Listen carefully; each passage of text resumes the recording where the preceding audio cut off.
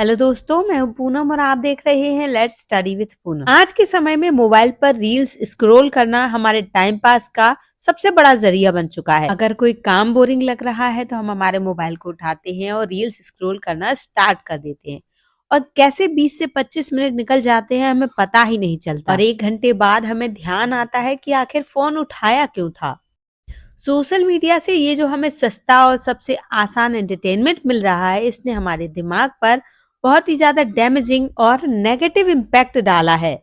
Scrolling एक relaxing activity नहीं है, बल्कि ये एक एडिक्शन है जो लोगों को कभी ना खत्म होने वाले चीप कंटेंट के लूप में फंसा देता है। एक बार बस कोई रील स्क्रॉल करने बैठ जाए, बस उसे पता ही नहीं चलता कि कब घंटों निकल जाते हैं। कई रिपोर्ट्स तो ये भी बताती हैं कि लोग आज के समय में अपने सोने से ज्यादा समय रील्स स्क्रॉल करने में बिता रहे हैं। यहाँ समस्या सिर्फ टाइम बर्बाद करने की नहीं है, बल्कि रील्स के इस लूप में फंसने की है।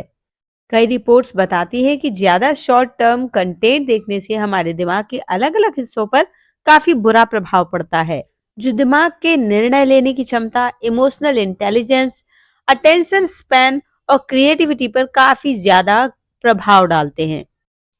रील स्क्रॉल के बीच बढ़ती चिंताओं के लिए ऑक्सफोर्ड ने ब्रेन रूट को 2024 के लिए वर्ड ऑफ द ईयर घोषित किया है।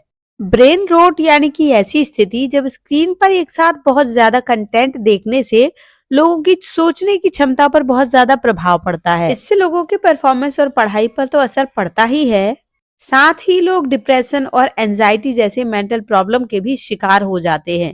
लेकिन यहाँ सोचने वाली बात यह है कि ऐसा क्या है इन एडिक्टिव रील्स में कि लोग इनके इतने दीवाने हो जाते हैं और इनके नकारात्मक प्रभाव को जानने के बाद भी लोग इस लूप से बाहर नहीं आ पाते, और किन कारणों से ये रील्स हमारे दिमाग पर इतना प्रभाव डालती हैं। आज रील्स के इन्हीं साइकोलॉजिकल पक्ष के बारे में चर्चा करेंगे। जब कोई व्यक्ति इस मात्रा तक रील्स को स्क्रॉल कर लेता है कि उसका दिमाग इसके ओवरडोज से थक जाए, उसकी रचनात्मकता और डीप थिंकिंग जैसी क्वालिटीज कमजोर होने लगे।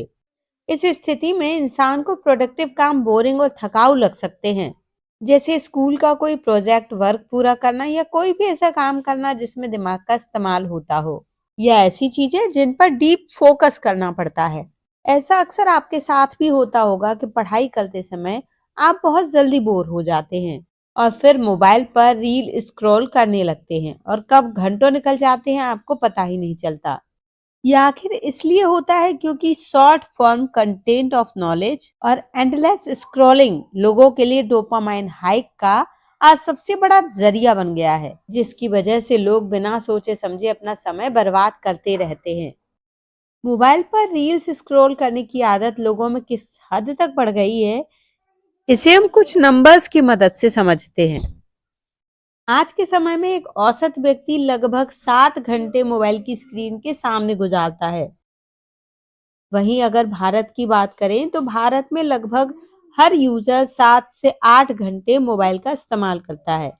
वहीं अगर जेनजी की बात करें तो वो मोबाइल पर 8 से 9 घंटे बिताता है। ज्यादा स्क्रॉलिंग शॉर्ट टर्म मेमोरी को कमजोर कर सकती है, क्योंकि दिमाग लगातार कुछ न कुछ नई सूचना को कंज्यूम करता रहता है।